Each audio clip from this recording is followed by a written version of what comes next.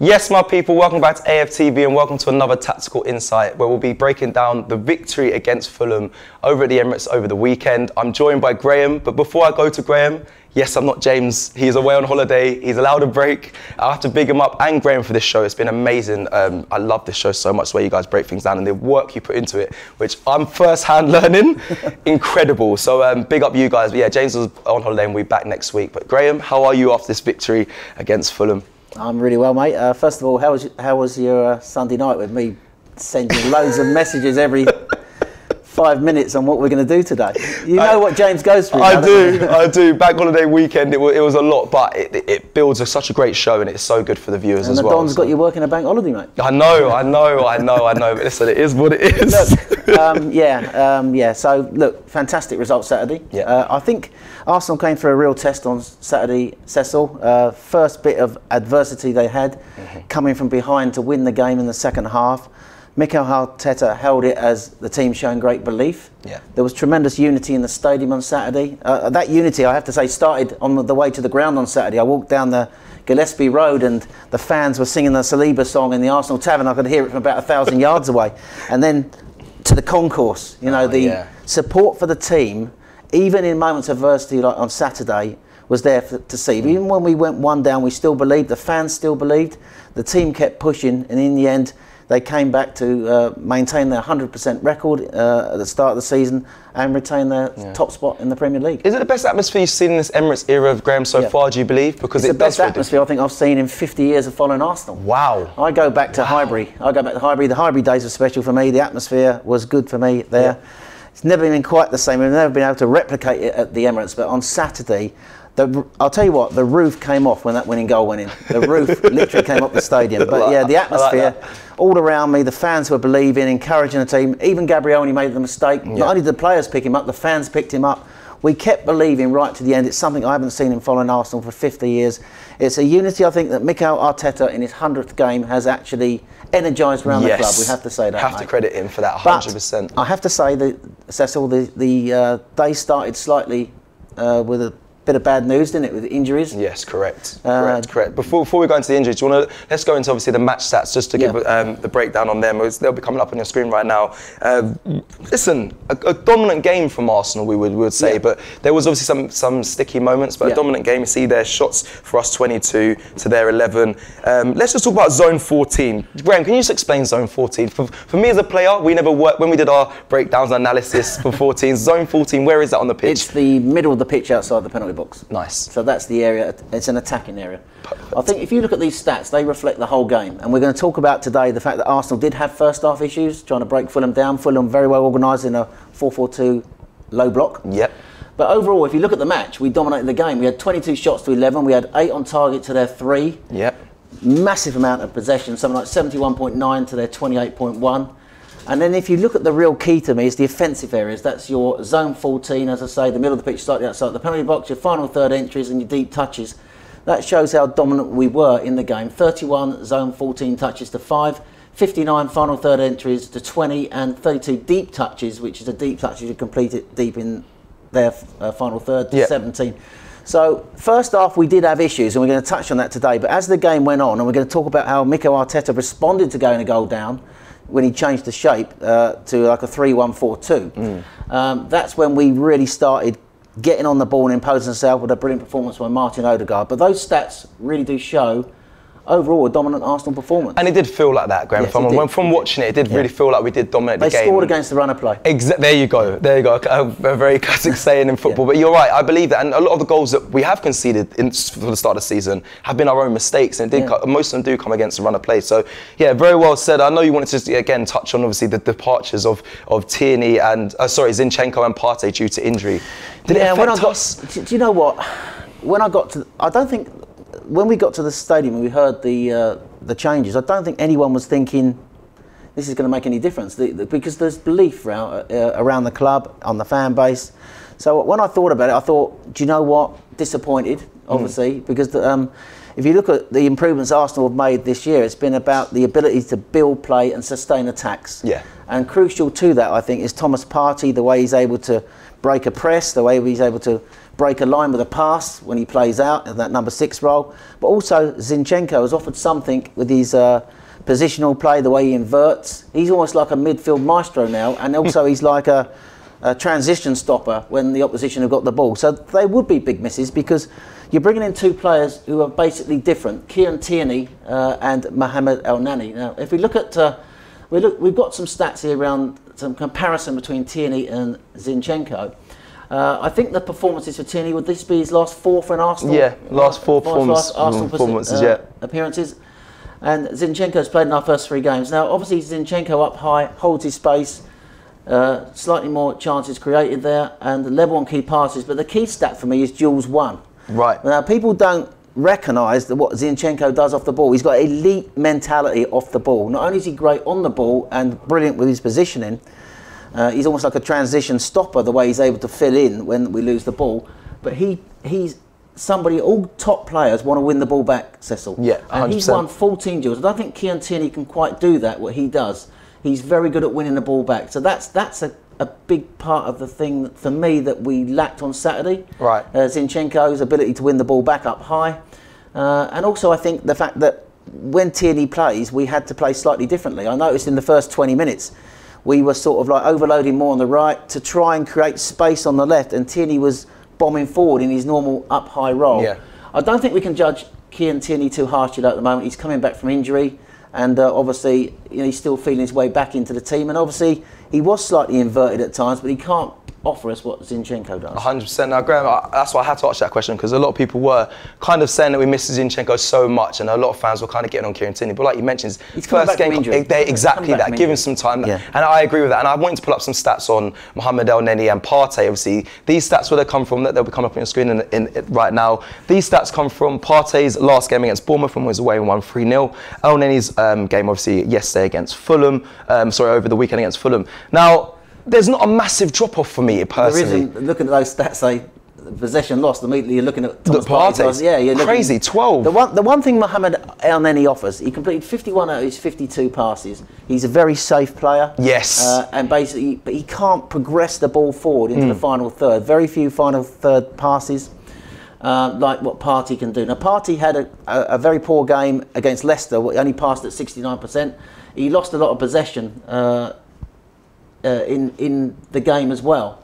So I think the stats are slightly misleading because you're judging him on one performance. But I think I look at the bigger picture with El Neni. El Neni is very safe with his passing, keeps the ball moving around, but he can't break a press. He can't sort of like play that real progressive pass like what Partey can. And although the figures there slightly reflect Partey not at his best, I look at the bigger picture with Partey. What he offers a team in that number 6 role and the way he finds Odegaard up high is absolutely crucial. So yeah. But do you feel like there was a massive drop-off, though, between the 2 players in a sense? Is that what you're saying as well? I know you're looking at the bigger picture, but for me, because El Neni's so safe, and he plays sideways quite a lot, but for me, keeping the ball is very important in this Arsenal side, and I see why. That's why Mikel Arteta trusts him, and I don't think it breaks down too much of Arsenal's play. The possession loss does make sense. I think when you're playing against a team with a low block, 2 banks of 4, you need something more than what Mohamed El Neni offers you.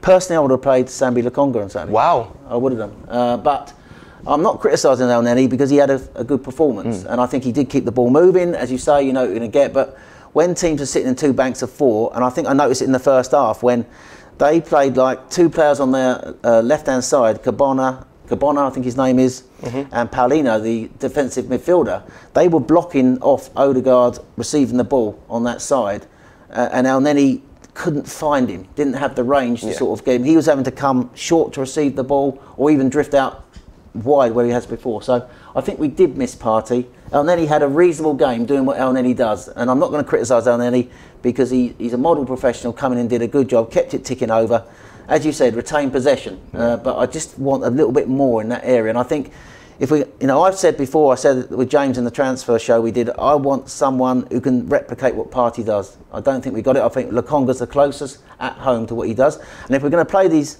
inverted fullbacks now that cover the space around the number 6, Lokonga's no longer going to have those issues of being have wide spaces around him. So, but look, for me, I look at the bigger picture with Partey. I think we missed him. That does make sense. I think we should be looking at, if I'm honest, a Partey competition for his position as well when we're looking in this window. Just before we quickly look at first half problems and go into the Fulham's goal, I do want to ask you, are you worried at all about these injuries just quickly? Because Partey's got the thigh injury and then Tierney's was his recurring knee injury. Just briefly, worried a little bit, or is it part of the game? And Zinchenko's got the knee injury, and I think Partey's a thigh strain. Zinchenko. I think they took him out as a precaution. I don't know if they're going to be quite ready for the Aston Villa game. I don't think it's long term though. But in terms of, I would be worried if that was the situation long term. Yes, okay. Any first half issues for you? Any first half problems you want to highlight before we go into Fulham's goal? Because obviously all the goals came in the second half.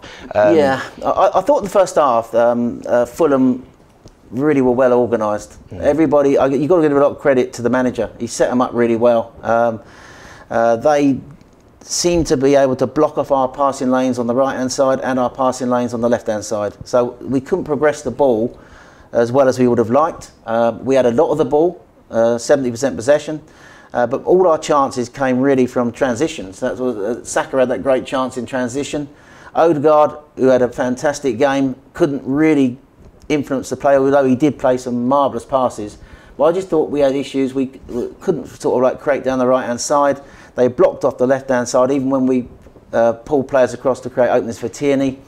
I just think they defended really well, and we just couldn't break them down. They were very, very solid. Yeah. Let's look at, we just spoke about Mohamed El-Neni for a little bit previously. Let's talk about some of the heat maps and the ground that some players covered. I know Martin Odegaard as well was a captain's performance for me, was all over the pitch, and just want to talk about some of their positioning. Just very briefly, Cecil, you can see Odegaard's, first of all, sorry, El-Neni's heat map here. You can see where he is, neat and tidy around the middle of the pitch, where you expect him to be, in front of the back four.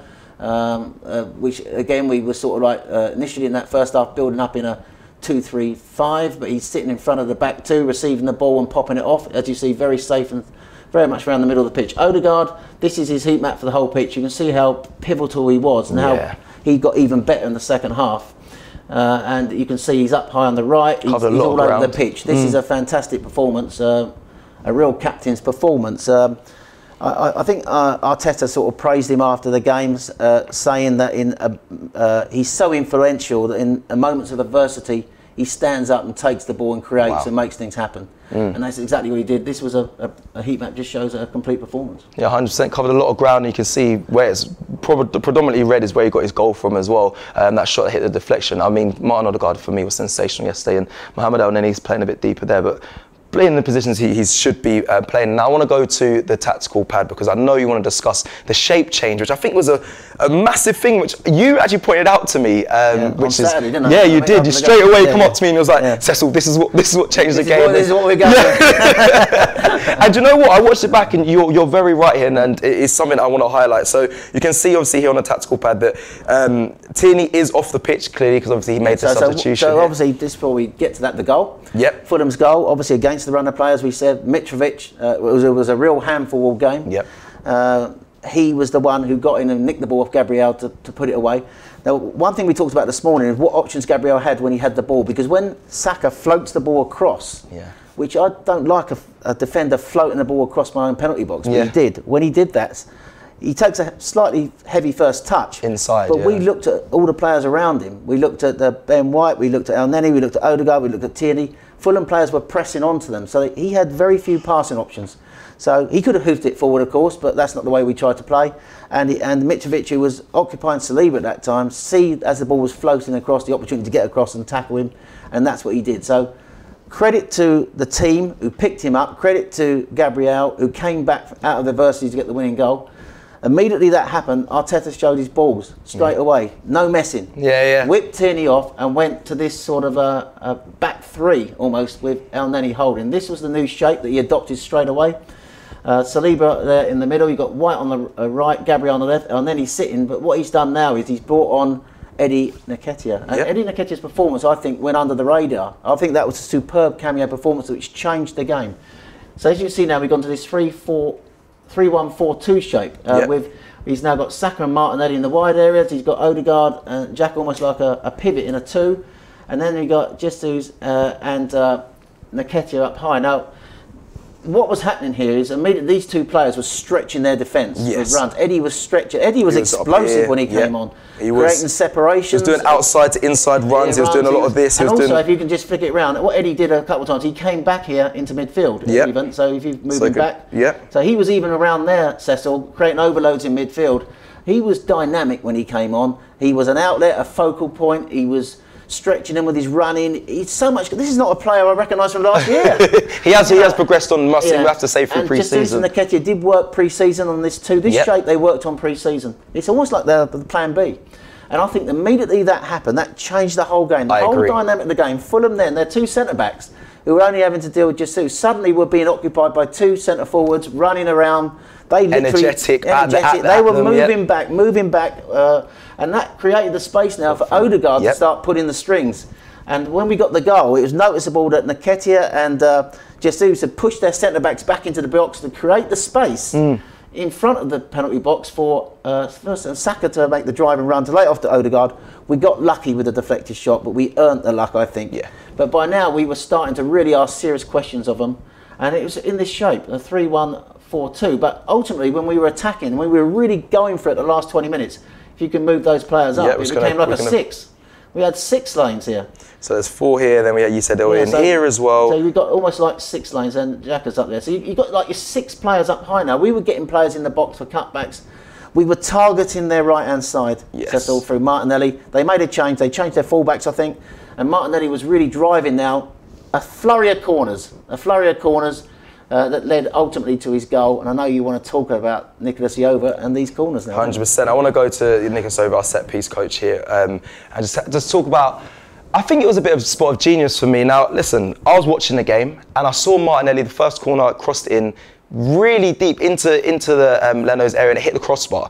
Then he continued to take more corners. I think he had 4 in total. The next 2 were right on Leno, and Leno was coming and claiming it. Now, I know, been watching Arsenal for many years, Leno's, for me, his weakness wasn't really demanding his area, especially on corners. He's under pressure when a lot of players are around him. And I think Nicolas Jova and the team kind of analysed that and took that for our advantage. So all those corners kept coming into Leno's goal mouth, claimed it, and then the goal came from the pressure from the fourth corner from Martinelli right onto Leno. And for me, it was a clean goal. I know we're going to talk about if it was a foul or not, but I think it was genius from them for Martinelli to continue putting crosses into Leno right on top of him, because I was getting really frustrated watching, thinking, why has he not gone back post? Why has he not gone further out? It's so obvious to go into the same place every time, but I actually think that was a plan from Arsenal, and eventually it worked. Was it a foul for you though, Graham? Because I know there's a lot of conversation on it, but for me, Gabriel is looking at the ball the whole time. He flicks his head trying to attack the ball. They didn't look for that foul, did they? They looked for a possible handball. So when he floats it in, Leno is trying to get through the crowd, I think, to get a punch. So you've got Gabriel at the near post trying to get the flick with the Fulham defender. He's coming to try and get there, right? Saliba is the player who technically, you could argue, made contact with him. They called it like, there's a rule, is it like sailboating, I think.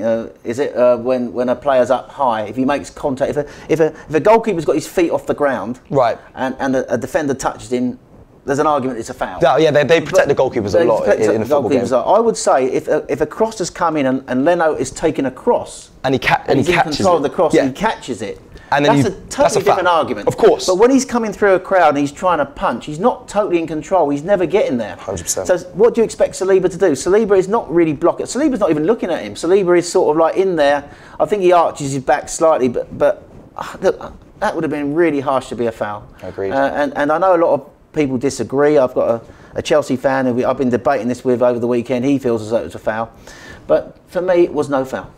And I just think that, as you say, I think goalkeepers are overprotected. But I just think that Leno was never in control of that. He was trying to get through a crowd to get the ball. He was never getting there. Saliba was perfectly entitled to hold his ground, but I make the point again. There was not one piece of analysis that I saw where they were questioning him whether it's foul the keeper. Exactly that. And like you said, no one seemed like that was a ploy. They were all looking at the ball and trying to attack it. So for me, not a foul. Good goal from Arsenal. Now I know you want to look at some players independently in their performances, because there were some superb players on the pitch on Saturday. I know you want to start with Martinelli and his numbers and whatnot and have a little discussion around him, because he was pivotal to this victory as well. Well, I'm going to start with Martin Odegaard. I want to start with Odegaard. No, apologies. How could I not start with Martin Odegaard? The man of the match, he was great on Saturday. There's his stats for the game. 91 touches, 83% passing accuracy, possession won 10 times, 8 duels won. Yeah. 2 chances created there. Is that 4 chances created? 2 chances created and 1 goal from Martin. Two chances created and 1 goal, yeah. That's what the position they are in the stat table. Yeah. For me, he took this the game by the scruff of the neck when we needed him to step up most. It was a real captain's performance. As Arteta says, when you want someone to go to in difficult moments, he's your man. I thought his passing range was on another level. Yes. Even in the first half when we weren't opening them up, some of his switch passing to get players in, different level. I think he gets into pockets of space, knows where to go, attacking 30, brings players into the game, and I think, you know, the other thing is ground duels. I think he had something like he won something like 8 ground duels and he had 5 dribbles. Yep. This was a superb captain's performance. He was the standout player, man of the match, and of course he got the goal. He's now scored 3 goals in 2 games. He's adding goals to his game, which was always a doubt from people some questioned fans. Whether he was the right man to be captain of this football club, and I think he's answered a lot of people. I love the way he got the crowd going towards the end as well. He is identifying with the crowd and the supporters on social media. I thought it was a fantastic performance from Martin Odegaard. No, Graham, big up for that analysis there, because you're right. I think I'm going to be honest, I questioned the captaincy, and I also questioned if he would score more. I need to see him score more. He always takes that extra touch instead of taking a shot, but he's adding goals to his game, like you said. There was a ball that sticks in my mind from Saturday, is when he scooped it over and Eddie Nketiah did the outside to inside That's the run. Only thing that Eddie... I just wished Eddie had buried one of those big chances. You know, a scoop pass where he got it would have been fantastic. And also when he had that brilliant run on his left foot, could have just bent that into the corner. 100%. But that was the only thing with Eddie. But I think Eddie's. I want to give enormous credit to Eddie Nketiah today, because I thought his cameo was game changing. Obviously with the manager as well. Yes, 100%. And let's go. Gabriel Martinelli. Yes, let's go back to Gabriel Martinelli. I thought he had some of his set plays were disappointing, but he got it right in the end. Yep. But I just think that he was driving the team forward. Him and Saka continually switching wins second half when we kept going. As you see, look at his numbers here: 84% pass accuracy, 67 touches, 7 out of 12 ground duels won, 7 shots. What a shot monster! 7 shots, 2 on target, 5 key passes. I think he's having a fantastic start to the season. Goals, assists. He's the energy and the focal point of the team when we attack down that side. I really think he's going to... He is having a big season already, but I really think this is going to be Martinelli's season. I think Saka... You think he's going to be the breakout player? I really do. I really think... Because I think Saka had it last year and the year before, as he won Player of the Year from Arsenal. But I think this year is looking to be Martinelli, and people questioned his shots as well and his goal-scoring ability. But he's also shown and proven that was wrong in that sense as well. So big up to Martinelli. Listen, he's a favourite of mine, and hopefully he continues this run of form. We are going to go towards the end now, and I know you want to discuss Mikel Arteta. Yeah. We are getting towards the end. Obviously, 100th game, 53 wins, Graham. Absolutely incredible from the man. 100th Premier League game, 53 wins, 31 losses, 16 draws. I think the losses are quite high in comparison to Wenger, but I think he's brought unity to the club. Everything that he's wanted to do since he's become manager is now we're seeing that, and I think he deserves enormous credit. That change on Saturday, the change of shape. People have been criticising these tactical substitutions this season. Yeah. He was bang on. We went 1 down. He didn't hesitate. He changed straight to the 3-1-4-2. Literally went on to the front foot straight away. And as you say, 100 games now, 53 wins. Only Wenger with 54 has won more in his first 100 league games. That's an incredible stat. Quickly, on this though, 53 wins and obviously his 100th game in charge. Do his numbers and how impressive they've been in a sense of having this time kind of go towards the board backing him as well? Because obviously other managers haven't had the time that Mikel Arteta has. Or do you think they're seeing something from Mikel Arteta that really they're buying into and believing that's why he's had so much time? Because there was times last season where I was a bit like, oh, we could have went, but he's proven a lot of people wrong. I think they're never going to sack him. I said that at the end of last season in the interview with Robbie. I think what he's done really well is, first of all, he addressed the part of the team that needed addressing. That was defensively. He built us a structure. He built a shape where players could recover their positions quickly to get back in the shape to defend. And then he started adding layers, attacking layers to the team, adding players who he wants to play, the positional football that he wants to play. I think he deserves enormous credit. The club deserve credit for staying with him. And I think the fan base now are actually on side. His song gets sung around the stadium now. It echoes around Super there, Arteta. He knows what we need, gets sung every week. So I think he slowly has won over most, if not all, of the fans. And I think the club deserve enormous credit. Look, let's not beat around the bush. He hasn't won anything. Well, he won an FA Cup when he first came. Correct. Yeah. But anyway, we've had 2 8 places and a 5th place finish. The goal is really to get back in the top 4 and back into the Champions League and maybe win that Europa. But certainly this is a great start. This is the best start for a long time, which I'm going to touch on the closing stats. But you know, let's big him up today. Only Wenger, 54 wins, has won more of his first 100 league games. Which is, like I mentioned before, a great stat. And big up Mikel Arteta. I really am loving what I'm seeing from him. And again, a lot of things brought that together. The All or Nothing documentary, him wanting to bring the fans closer together, implementing new songs to the ground. The new feel around the Arsenal is very nice. I mean, I noticed on Saturday you got the anthem when they come out. The anthem. You've got the Saliba song. That's infectious. Yep. Everything around the club at the moment is great. He's there, you know, engaging with the supporters. I noticed the way he came off on Saturday.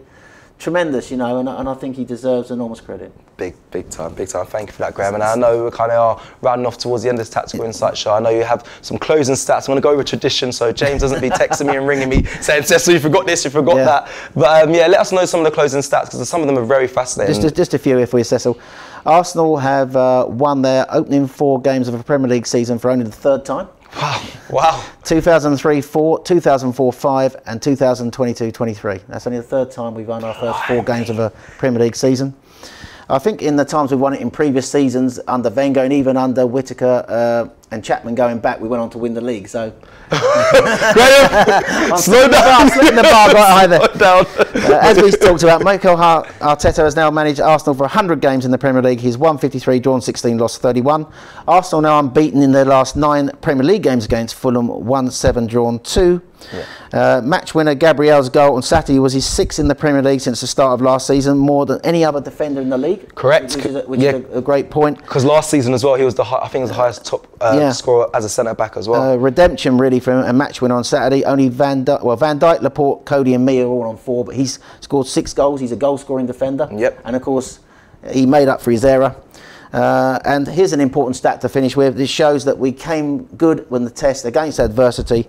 This was the first time Arsenal had conceded the first goal in the second half of a Premier League match and came back to win the game since Boxing Day 2013 against West Ham, showing, according to Arteta, belief in adversity, which I think is a great way to finish today. What a great way to end the show. Belief in adversity. Thank you so much, Graham, for this Tactical Insight show, and big up everyone that's watched it. Like this video if you've liked the video. Subscribe here if you're new. Let us know in the comments as well if there's anything we missed or if you enjoyed it, and give us your thoughts because we'll be checking. I know Graham was a regular checker of the comments as well. Thank you for watching. Keep them clean. Keep them clean, please, and respectful. We'll see you on after the Wednesday game against Aston Villa, and we'll see you next time. Take care. Shop for AFTV merch at shop.aftv.co.uk. Subscribe to us on YouTube. Follow us on Instagram, Facebook, Twitter, TikTok, Snapchat and Twitch. We've got content for every platform, so check it out.